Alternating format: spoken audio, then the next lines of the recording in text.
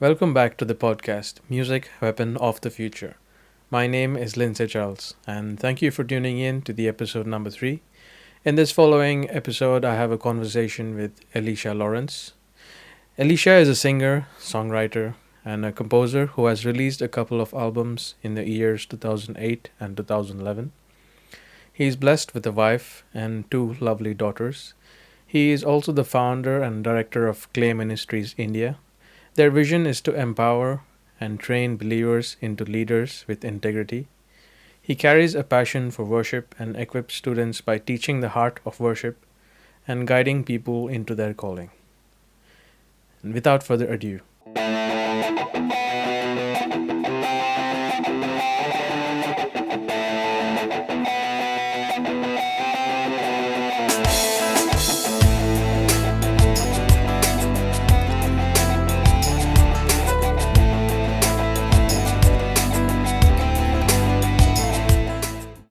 thanks for coming. Thanks for joining me.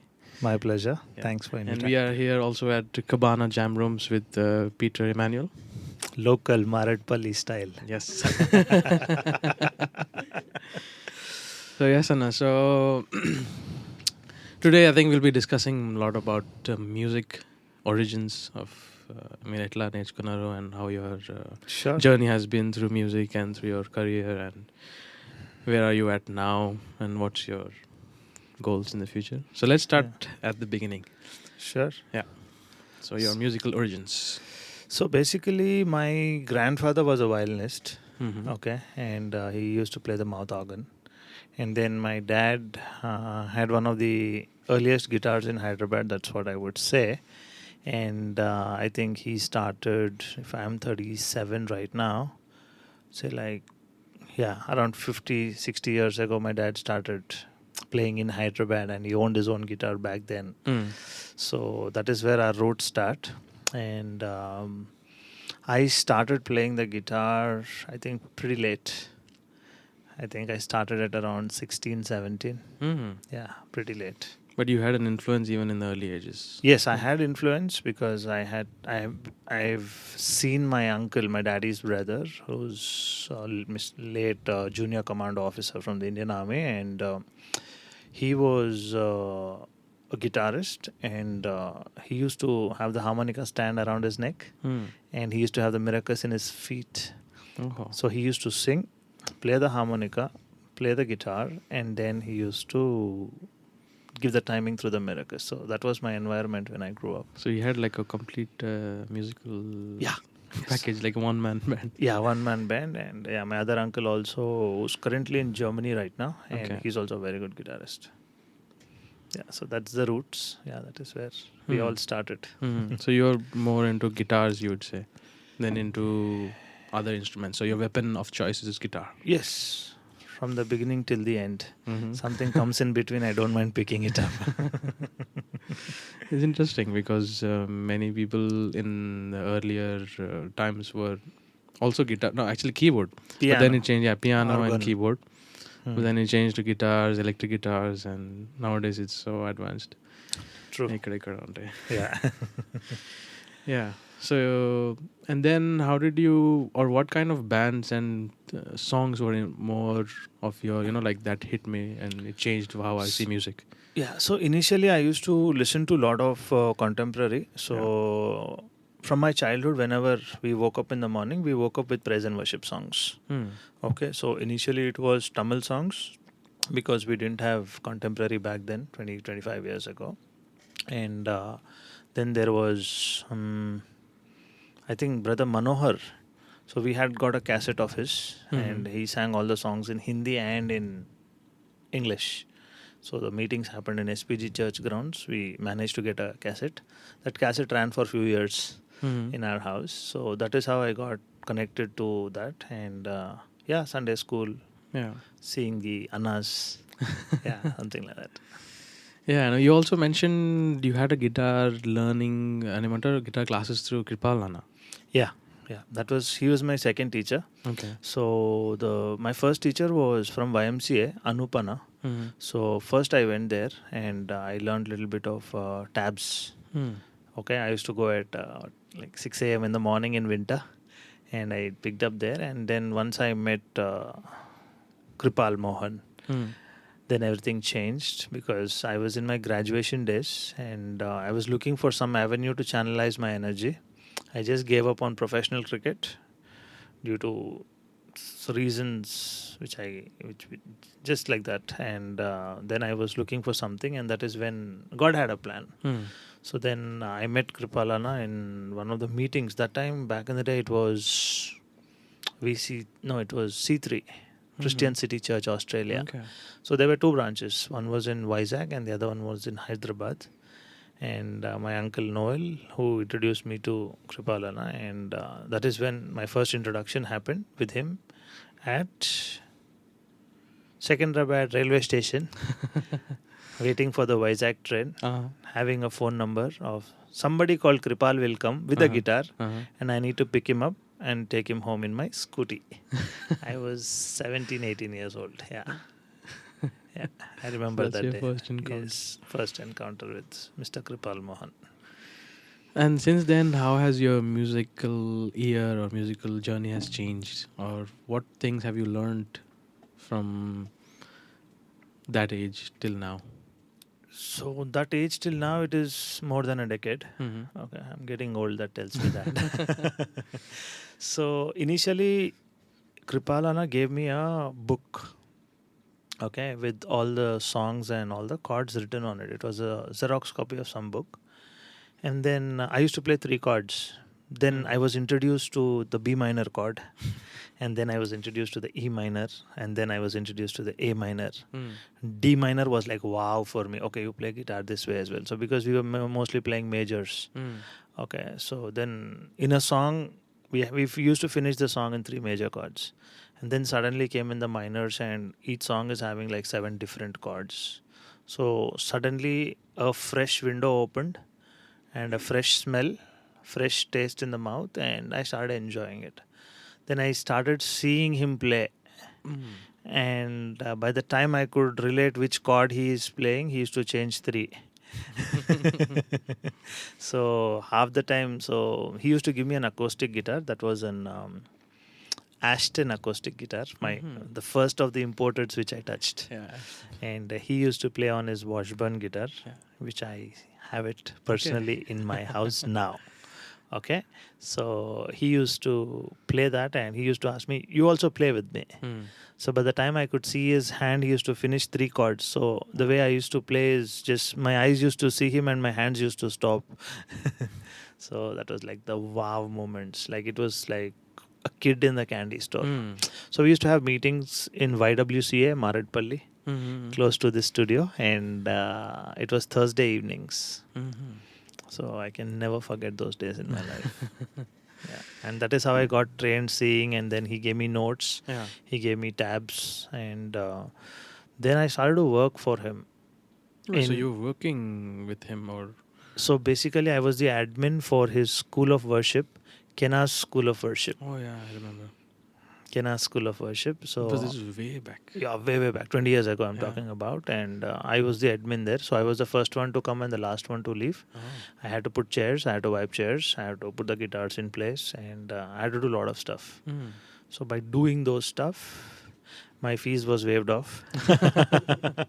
And that's how I learned. And how many years were you part of this school? That school I was only part of for say like 9 months, and then that school moved to Vizag. I see. They moved it to Vizag and other places, Kakinada, something all. He used to say Kakinada, Bellary, somewhere and all. I didn't travel with him. I have that one regret that I didn't travel with him, but that school moved on, and then our friendship became more thicker. Yeah. Then from a student, I became very good friends, I would say. Yeah. By the way, you were talking about I want to go a little into the musical side of what you were saying. See, you said but usually kids learning guitar these days, or maybe back in the days, they learn with very simple chords, just like major chords. Yes. And then they realize slowly. But do you think there's like a process which should be done to children, or should be taught to children in musically, or do you think this kind of learning by themselves, exploring by themselves, is quite It should be very natural. What do you think about that? See, exploring is for explorers, Hmm. and structural education is for people who want the discipline to kick in. Hmm. Now I've seen two sides of the world. I've seen the secular part and I've seen the church music also. So when it comes to the organ, church organ, piano and all, they all do their professional studies. Yeah. Trinity School or whatever it is, notation, staff reading and things like that. They achieve a certain grade and then they're allowed to play in the church. But what do you think about like even younger ages, like let's say under 10 or up till 15 years of age? So not everybody is talented to pick up an instrument at that age. Yeah. Okay. So see, again, for a child, no, what you expose to them is what they learn. Hmm. So when you expose, they absorb. They're like sponge. So in the communities where we live in, I think the exposure is pretty less. Only on a Sunday morning for 1 hour, half hour praise and worship. That's it. Because kids are not allowed in the jam room. And then parents don't take special interest Hmm. to have that training for kids, professional musical training for kids. So initially, for me, I couldn't afford. Hmm. Okay. So I did the exploring methodology. But if you can afford and the parent has got the interest, I would say it's an investment in the child. Yeah. It's an investment, and I would highly recommend musical studies. And what do you think the return of the investment is? See, ROI is something depending upon where you invest. Now, first you're investing in your kid. So your kid is talented now. What do you do with the talent? It depends upon the parent, because kid is a kid. So the parent needs to sow the talent in the right soil. If you are expecting for returns, higher returns or lower returns, or for what maybe. Now, skill is something which will make you stand in front of nobles. That's what the Bible also says. So how skillful is the kid matters. Kripal Mohanana used to say this. 10 people will play a G chord, but when you play it should sound special. He used to say that. So I think that we need to understand. Yeah. Again, return on investment in India is dicey. Yeah. Either you make it or you break it. Yeah. So I don't know how to say much. But having said that, now we have social media. Yeah. For example, if there is a 10-year-old kid, I know of a friend who's got a kid around 10 years. He can play Led Zeppelin. He can play Slash for breakfast. He can play Led Zeppelin for lunch. He can play Metallica for dinner. You give him the song and he just chews it up and he spits on your face back on a YouTube video, something like that. Now, if that kid, that level of talent is exposed on social media and sent to good recording labels, then he becomes a session artist. Then sessions are paid for. So skill will always be paid, skill will always be valued, and skill has value. That's what I would say. So it depends upon the skill level and definitely true, where yeah. you sow it. Yeah. Sowing matters. Yeah. Definitely.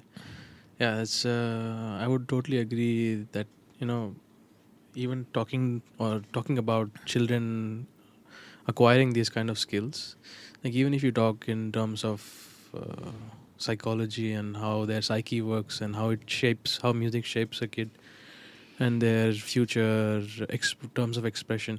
Like I was talking to this one other guest who was telling about his career or his his job, that he could be able to express more clearer because of his, he was telling that he could do it because of his musical expression or the way he was expressing his music, and that helped him to shape what he was saying or what he was trying to do. So yeah, definitely that counts. So see, music is an art. Okay, not everybody can do music. If everybody could do that, world would have been a different place. So music is an art, point one. And if somebody is able to do the art in a very skillful way, it always adds value. Now, for example, when I grew up and when I started to play the guitar, I could differentiate myself from the other set of my friends because I was a guitarist. And as you learn a skill, you learn confidence. So the confidence comes. So the confidence will help you to express, so that confidence will rub off in other areas of life. Yeah. Okay, so we need to, for any guy who is a musician or say like a sportsman or a craftsman, if they are confident on their skill, that confidence will rub off on different areas. Now take it from the corporate industry as well. For example, everybody will come to work because everybody is a commerce graduate. Yeah. Everybody will come to work because they are a science graduate or they are a law graduate or whatever. Yeah. In a law college, if a lawyer is playing a guitar, it's different. In a finance industry, somebody is playing the guitar. In a cultural event, it's different. So it sets you apart. So skill is something, I would say it's like a cherry on the cake. There are few cherries on the cake. Not everybody gets a bite of the cherry. Something like that. Yeah. So skill builds confidence. Confident people do everything confidently. Yeah. Yeah. Coming back to your story, and you were saying, what has been your career choices, and how has that affected you? Yeah, see, initially at the age of 21, I finished my first album called Glorify, English worship album. So now I'm 37, so you can calculate my age. Okay, 21. Around 2021. I'm talking 2007. Yeah. Okay. So I finished my first English album. Back then there is no exposure to YouTube. There is no exposure to recording studios. So I think me and Kripalana recorded that on Nuendo 1.7. Okay, that too in some studio, okay, wherever. So we had to see 3-4 studios to finish that album. At that age, I had an English praise and worship album. When I think it is one of the first English praise and worship albums in Hyderabad, as far as I know. And its name? Glorify. Yeah. Okay, I sold close to 2,000 copies, local, national, and international. Okay, the other day I was at the other studio. The sound engineer recognized me because of the album cover. Okay, it's 20 years now. He was a kid back then, but he still remembers the album cover. And when I walked in with my daughter, Carissa, and he recognized me with that. And, you know, when a senior artist comes, we get that extra glass of water. Yeah. That's what we got. So that is where. So when I wanted to make a career choice out of music, and then I also had my commerce graduation, and then I was pursuing my master's in HR, and I wanted to do music. Then I had a candid talk with one of my mentors saying that I want to do music and things like that. Then we prayed about it, and he told me one thing, saying that pick up the corporate job, survive there for a while, and see how it works. Then I picked up the corporate job, and that is how. Then after, while working also, I did my second album called My Destiny 2 years later, 2011, along with Kripalana. And that is where. And after that, things started to slow down. See, again, I would say I made a career choice to go into the corporate for XYZ reasons. Yeah. And if I would have made a career out of music, because I couldn't see much green grass also if I wanted to do music. Especially in the Christian circles, I couldn't see much of green grass. So that is where I moved into the corporate. But you still had a good amount of albums and bands that you played with. Yes. And I think I remember, was it Clay? Clay the band, yeah. Yeah. I've heard a lot about it, but I don't think I've got to see. Have you released any albums from Clay? Or? With the band, I didn't. I couldn't. Okay. So album involves finance, album involves commitment, and album involves a lot of sacrifice. So in a band, you require sacrifice, you require finance, but the magnitude when it comes to an album versus a band, it's different. Looking back, do you think you could suggest your team or yourself, the Clay band, how you could have done it differently, or what could have been the choices you'd have taken so that you could have reached, let's say, an album or whatever your goals were then? Yeah, together we wanted to do an album, but we were young, one. Second thing is, when you're young, your parents play a key role. Yeah. So if it's a band, it's band of 5 guys. And then when they go back home, it becomes a band of 20 parents. 10 parents rather. 10 parents and that additional uncle, aunties pitching in, the additional voices, it becomes 30-40 people deciding on your album. Yeah. If 30-40 people are deciding on one album, I don't think so it will come out. Yeah. That is where it is. We were young, and people couldn't make the right choices, and that is where we were. Yeah, that definitely. I mean, it affects parents and what do you say? The the whole system of Indian parenting is different than if you compare it to, let's say, another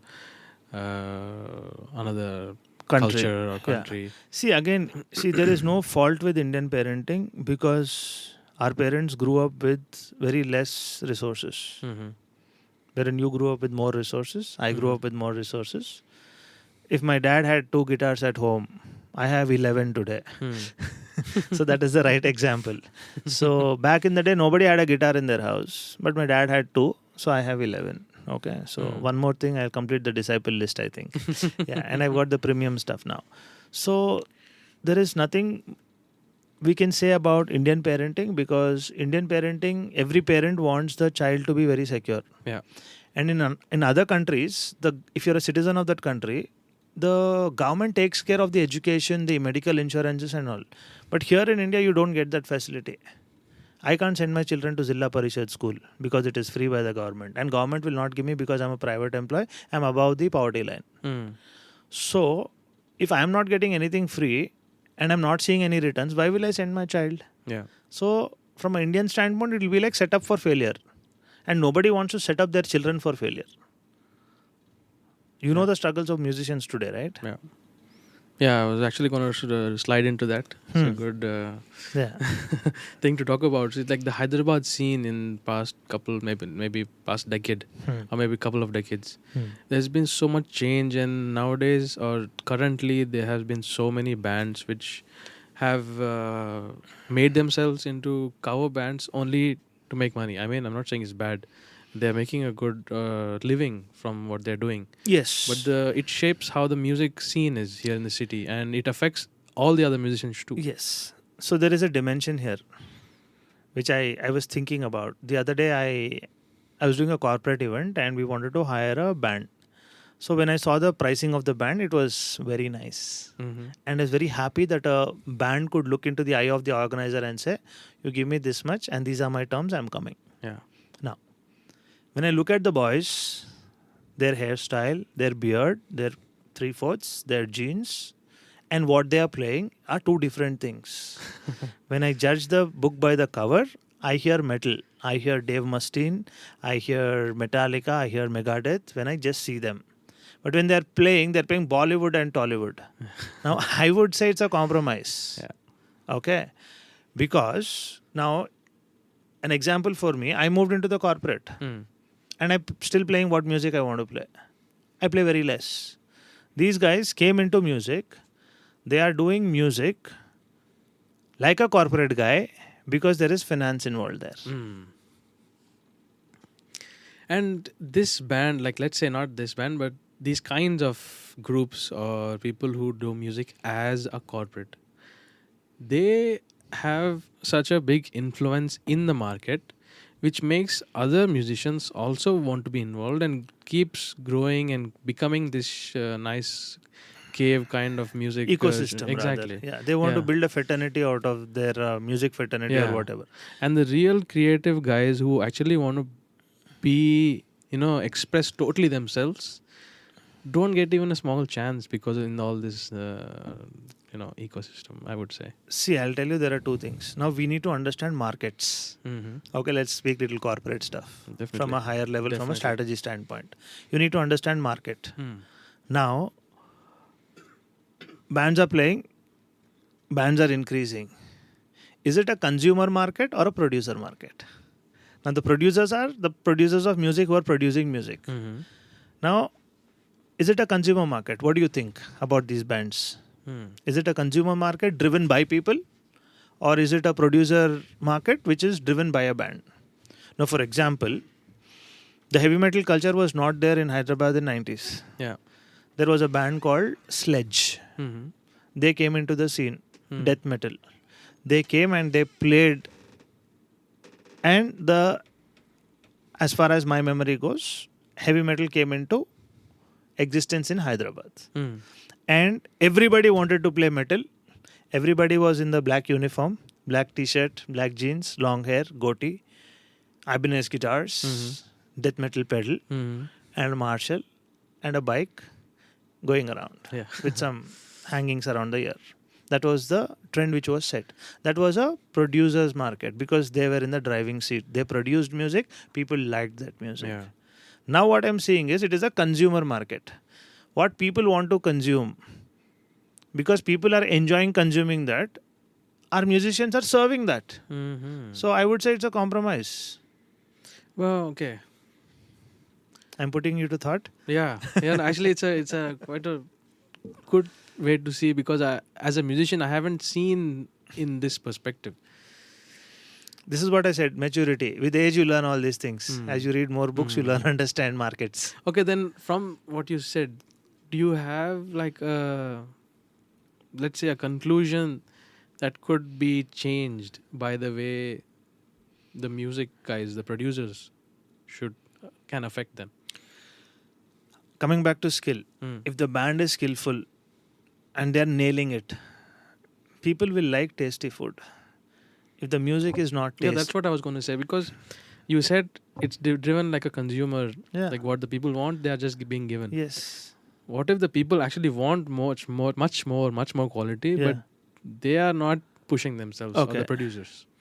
Now, for example, let's talk biryani in Hyderabad. Yeah. Okay.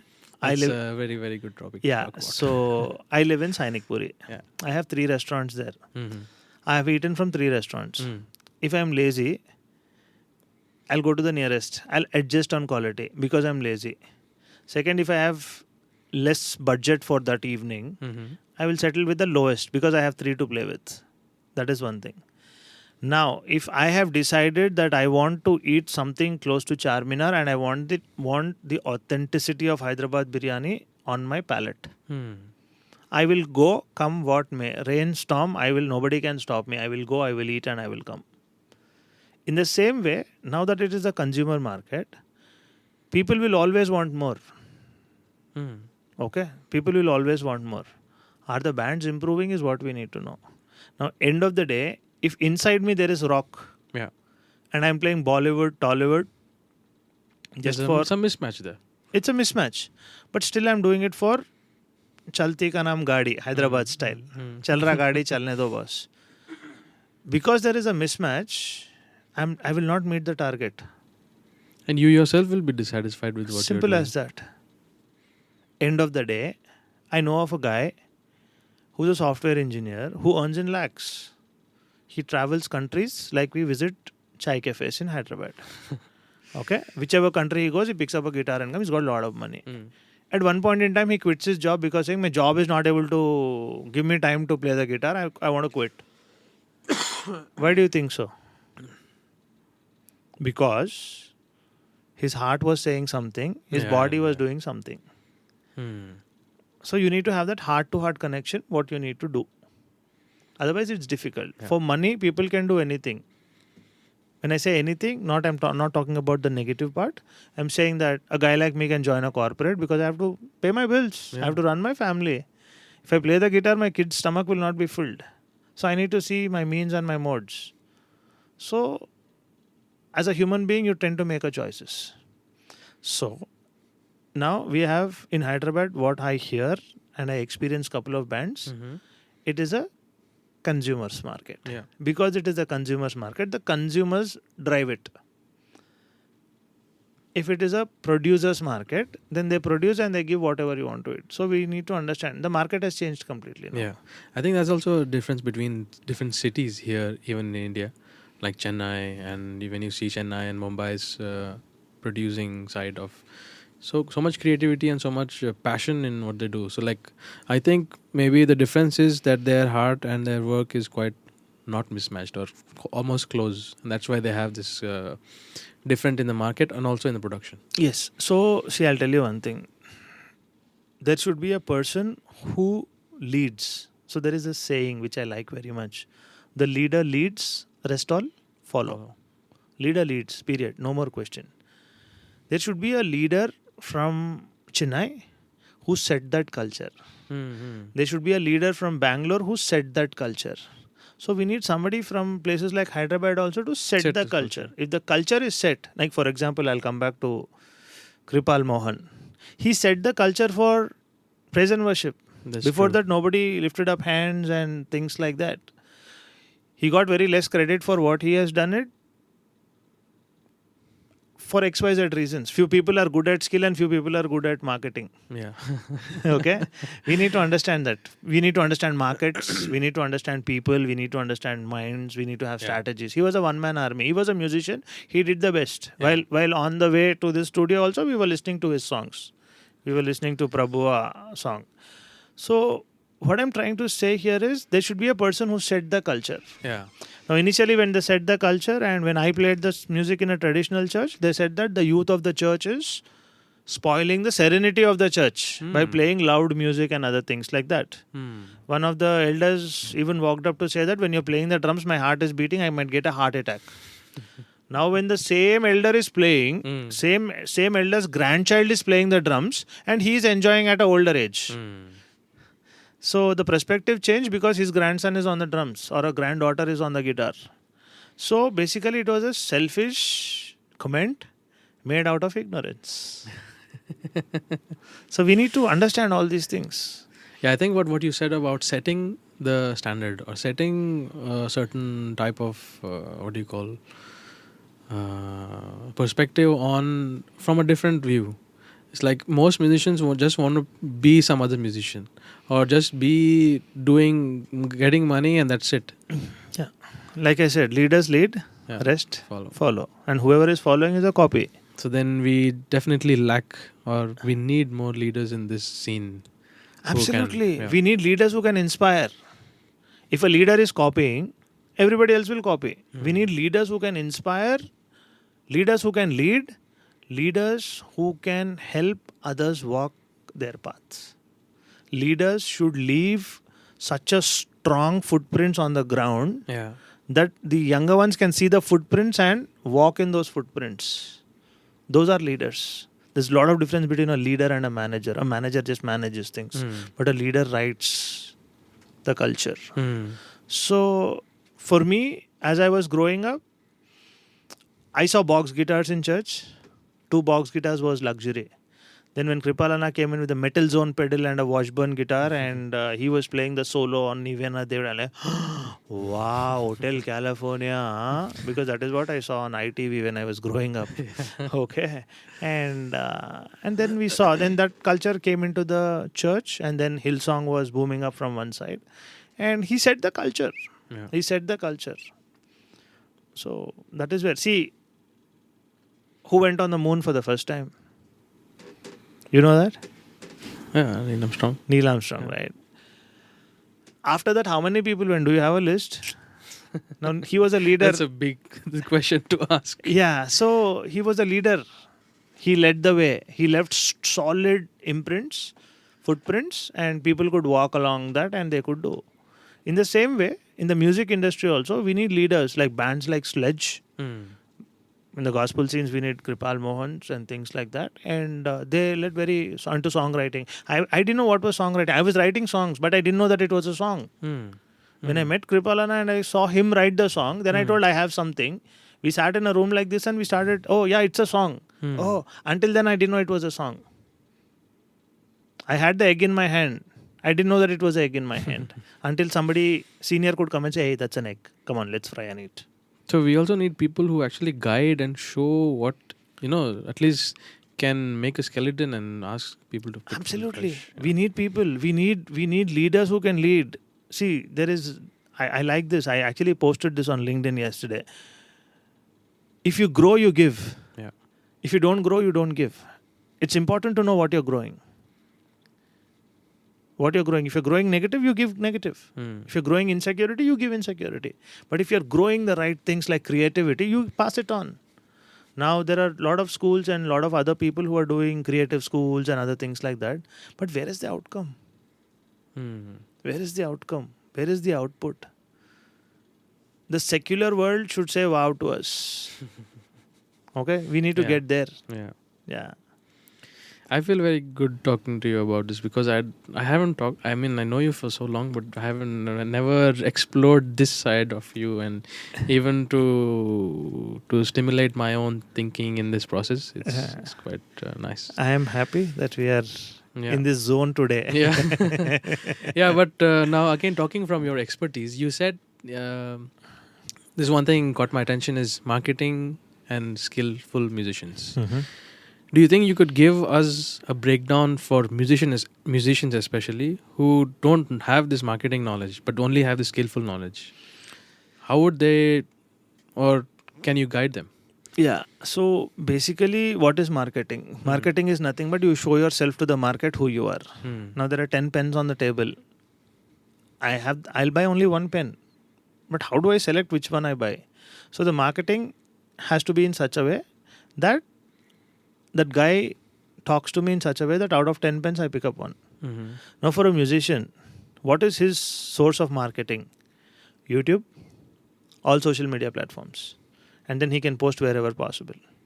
Now somebody like a Dinchak Puja, okay, or somebody from this thing, they didn't need marketing. But they made so much of viewers, they made so much of money, and I'm very happy for them. That is also talent. So human race likes superlatives. Superlatives. I'll ask you a question and you should answer me in 5 seconds. Sure. Who's the teacher you hated the most in school? I am getting her name, but it Don't sounds tell really it. bad. Yeah, just say X. But you got the name within 5 seconds. Yeah. Okay, X ma'am. Now, who's the teacher who you loved the most and admired that you wanted to be that guy or that lady? I definitely have a name. You have a name, yes. right? Within 5 seconds. Yeah. Did those two characters come and tell you whenever, after many years of your schooling, I'm telling you, if this question comes to you, you should think of me? Did they tell you that? No. Because it is programmed in your subconscious. So human beings like superlatives, either worst or best. Whatever is in between is called lukewarm according to the Bible. The Bible also doesn't like lukewarm. Spit you out. Yeah, it'll spit you out. What do you spit out? Something which is uncomfortable. Now we have a water bottle here. Yeah. I take a sip of water and some dust particle comes into my mouth. What will I do? I will spit it out. Why? Discomfort. So wherever there is mediocrity, there is discomfort. That's a very good point to Wherever consider. there is mediocrity, there is discomfort. And we have mastered the art to live in discomfort, to nurture mediocrity and gossip behind. Yeah. Actually also the city or the way people are around you does affect you a lot. But if you can't take the stand and you can't put yourself or make an effort to say, I don't need to follow what the city around me is doing, even though I'm in the city, or I don't have to actually. See, city is city, but I would say it is the responsibility of the individual to stand up for themselves. Yeah, I mean like city, I mean in that area or True. let's say, Now, for example, if I talk about Mumbai, they say that the city never sleeps. When I talk Hyderabad, what do you say? City that always comes late. Yeah, always. So that is the culture. The most laid back, the most back, lazy, I would say. Yeah. So, see, basically, we see again, you have to see what kind of leaders led Hyderabad. We were led by the Nawabs. Nawabs are always lazy. Nawabi culture. Now also they'll say if somebody is coming late or something, hey, Nawab, that is what they say, right? So we've been led by those kind of people. Now Bombay is a place wherein film industry runs so fast. Yeah. And in film industry there is so much of money, crores of rupees. Wherever there is money, people will not sleep. Me and Prince were discussing just some time ago. Why young men and women work in the night? Because there is some finance generating out there. Yeah. So we go against the nature also. That is how it is. Now, having said that, who is the CEO of Google? Indian only. Who is the CEO of Microsoft? Not the man only. They are from Hyderabad, not from Mumbai. So there are success stories from Hyderabad also. Big success stories. Bigger than Mumbai and other places. It depends upon the individual family culture and the individual's interest to stand up for themselves. If you want to blame, we can blame anything. I can even blame the chair. It's not giving me a massage right now. I'm sitting here for some time. If you want to blame, you can blame anything. But it depends. You put everything aside and stand up for yourself. That is very important. Definitely. Yeah. So city culture matters, but individual also needs to stand up for themselves. Yeah. I was actually going to also talk about a little bit more on the technical side of music, or what has been your way to develop technique or to develop a new skill in guitar, let's say picking, or now we are moving more into technical side of music. So initially when I was playing, I got a CD of Paul Gilbert. Wait, let me just before interrupt. And you because you said you are also an electronics, you also do guitars and you repair guitars, and maybe we can do that later. But yeah, please continue. Yeah. So I got a CD of Paul Gilbert. Okay. I managed to get one from somewhere, I don't remember. Intense Rock Lesson 1. Okay. So I didn't have a DVD player, so I had to go to my friend Prince's house, who's sitting here. So we had to go and put it in his computer. He had a computer back then. Okay, I'm talking Pentium 2. Okay, and we were running on I think some KBs of RAM, I think. And we had floppy. So he had a CD-ROM drive. So I put it there and we used to see what he's doing. So initially we used to do only downstrokes. Only downstrokes in the right hand. And then we didn't know what is intonation, we didn't know what is dynamic, everything was blah, blah, blah, blah, blah, blah, blah, blah, and going on. And we were happy with what we were doing because we were not exposed. Yeah. Then once I was trying to imitate Slash on Guns N' Roses and Sweet Child of Mine. I am playing it on my tone, but his tone is entirely different versus mine. Then I was put to thought, saying that there is a difference. How? Then we got exposure. Then Kripalana had a lot of pedals. He had an overdrive pedal, Boss SD1, yes. And then he had a Metal Zone. I think initially he had just 2. Yeah. So we used to play around the level, gain, EQ. We didn't know what to do. But what we see is when we're turning the knob, something is changing somewhere. Kuch to ho raha. Yeah. Then we managed to get a Marshall. Then when we plugged it into the Marshall and when we started to tweak those, meanwhile I managed to get a Zoom 505 second hand because we couldn't afford a new one.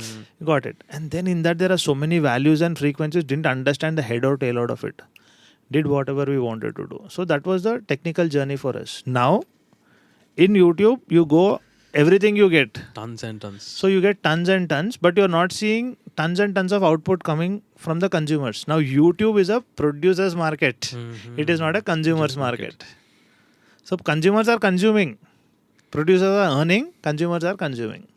So that is where we were. So my last recall on my Zoom 505 was when I typed in the internet saying that Zoom 505 patches, the values came out. Joe Satriani patch, Steve Vai patch, and other things. Then we used to put that. But that sound never used to come. Somewhere close. So like a Mona Lisa painting for $10 million versus $10. Something like that. But that was our technical journey. Yeah, because these electronics, the world of gear and the world of electronics has such an impact on a musician's very career much. and life. That's the whole sound and scape, how you produce. See, I'll tell you something. One more off late also we've learned is the sound man is a part of the band. If he's not a part of the band, then we have the whole body with no ears. Yeah. And without ears for a musician is nothing. Choreography. Yeah. So he has to release the actual sound. So whatever he pumps up is what people hear. Yeah. So as a band we struggled. As a musician also I struggled. We used to do so much of practice and other things like that. He will say I'll bring 1600 watt speaker. But he used to bring a 1200 with a 1600 watt sticker. Classic. Yeah. So these are the technical challenges which we had. Now that we are matured enough, we've read enough, we've heard enough, and we are lucky to have very good friends who are very, very sound in this area.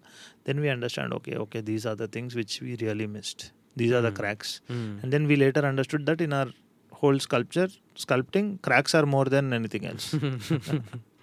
That's the reason we all couldn't break out as great musicians as well. Yeah. And Also talking about electronics, you said you worked as a guitar tech for Kripalana for Yes, some I time. worked as a Rudy and a guitar tech for What are him. the guitar things that you have learned and explored in the way, like the pickups and how pickups sound and how pickups are to be used? Because many times musicians, at least nowadays, it's been up and people know a lot of things. No, Still not? no. Okay. YouTube has a lot of information, and it's information bombing, Hmm. and many people don't know many things. Mhm. For them, pickup is a pickup. Sound is a sound. That's it. Pan chestunda leda. Hit and run. That is the game right now. So initially, when I was growing up, one of my dad's friend, Murlidhar uncle, he was a photographer. Hmm. So when I was playing with Kripalana in a SPG church concert, it was a big one. So we were expecting close to 700 people. I think around 500 turned up. It was in SPG grounds. I still have photographs from there. Hmm. So my dad invited that uncle saying that, why don't you come and click my son's photograph so that it will be a memory for us. They're very close friends. So he said guitar and all. Means he came, he clicked a lot of photos. After a week, I get a DVD from uncle. By then we had a DVD player at home. Gift from uncle. It says guitar maintenance. And I put DVD. the DVD, Oh, guitar maintenance yeah. DVD. And the DVD's duration is 10 minutes. So I opened the DVD. There was a bald guy and he opened a Les Paul Gibson. Oh.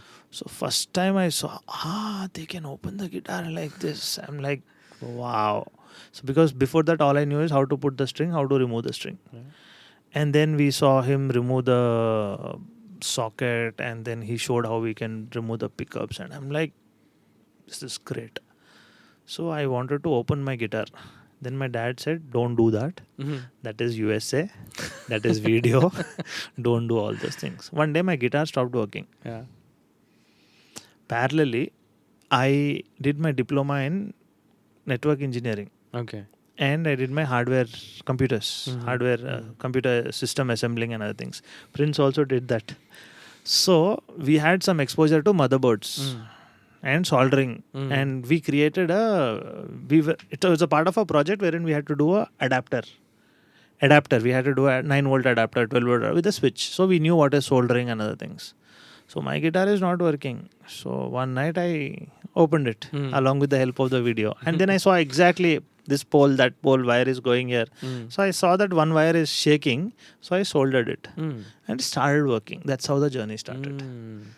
That's how the journey started. I think I also have a similar journey, but yours is quite interesting. Yeah, once I think Kripalana was playing for the Joyce Meyer conference in Hyderabad. Yeah, his I guitar, remember. black color Strat. His Strat stopped working in the middle of the meeting. So I remember categorically, he came home at around 10:30. And he started shouting. He used to call me Larry. Okay. I remember. In his phone, my name was saved as Larry King. Okay. And most of my friends were very upset because the King name was there. I didn't know why he put it that way, but that is. He started screaming, Larry, Larry. And my dad is like, get up. Your Kripal has come. And he's shouting from down. And I didn't have a phone then. Then I came down and he said, go guitar techina. And guitar panjatam ledu, do something. It's not working. And I'm like, what should I do? Then he told me, remember you told me that your guitar was not working. And he gave me the convert. Oh, no, imported guitar, American, and I will not open it.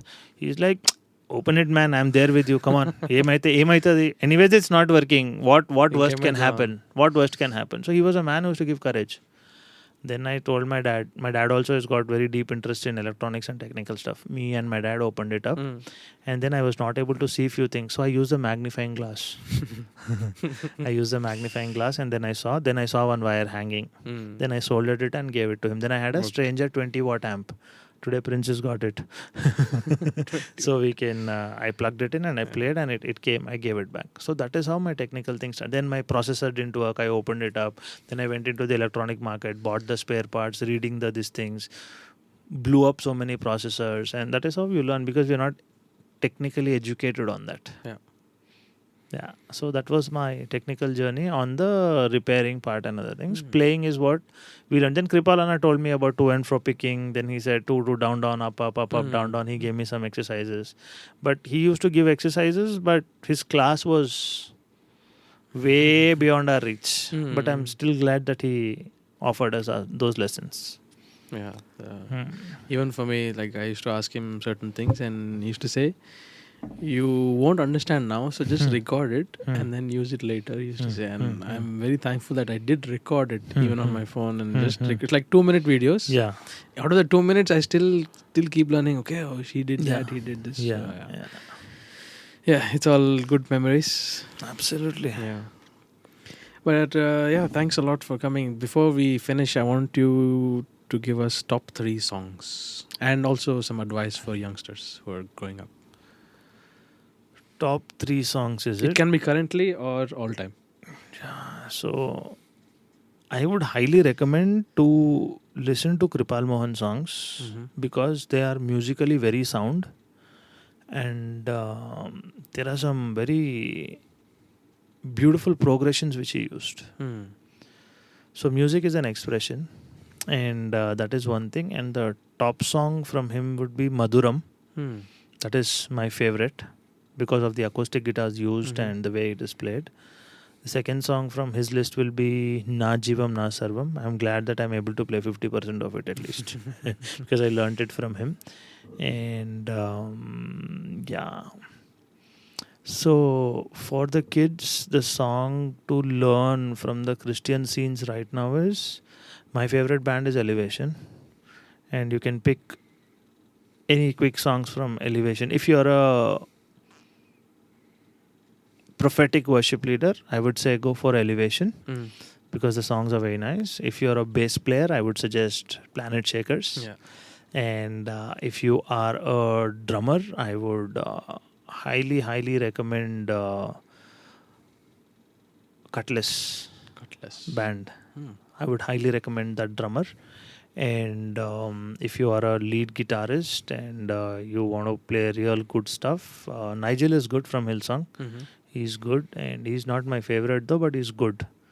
Yeah, and yeah, I don't have a favorite lead guitarist from the gospel Mhm. scenes, but from the secular scenes, I admire Joe Satriani. Hmm. He's my favorite. Yeah. He's my favorite. Joe Sat is my favorite. Yeah, that is one thing. And advice for the younger generation, for musicians especially, is stop scrolling, start strumming. That is a simple advice I could give. I think they And won't be able to forget that. yeah, stop scrolling, start strumming, and discipleship. They should disciple under a senior player. Nowadays, everybody thinks YouTube. Choose a mentor. Yeah, choose a mentor. See, I always tell this when I'm preaching also. If you don't have a mentor, you will have many tormentors. It's a good line. Yeah, so if you don't have a mentor, many will torment you. Mhm. And a tormented person will never succeed in life. Mhm. That is one thing. And for young people, stop, yeah, and start playing the guitar as much as you can. Give more hours into the guitar. Recently, the study says that each person is seeing reels, YouTube shorts, reels, Instagram reels, and surfing the internet for close to 6 hours a day. Wow. 6 hours a day. That's what a study says. If you want to do that, you can install in your phone app duration or something like that. There is an app called which says how many times you unlock your phone, which app you're watching for how many hours. Look at it, you'll be ashamed of yourself. That's what happened to me. And if just imagine if somebody is practicing 6 hours a day. Yeah. 6 into 10 is how many? 60 hours. If it is 60 hours for 10 days, then for 30 days, how much it become? 180 hours. 180 hours into a year. You think the musician will be the same person? He will be a gem. Yeah. With few more cuts. So that is what we need to understand. Yeah. I think we should throw away our mobile phones, get back to landlines. Yeah. So, kids, you got it. Practice. That's and it. use Stop tools. scrolling, Yeah. start strumming. That's it. The more you practice, the more you become perfect. That applies to you and me as well. Yeah, definitely. Sitting and talking is not easy as said and done. No, even this is practice for me. I'm not such a good speaker, but it has Yeah. been a nice thing to chat with you. Yeah, same here. Thanks a lot for coming. Most welcome. And, Pleasure is mine. yeah. Thanks for having me. Thank you all for who are listening.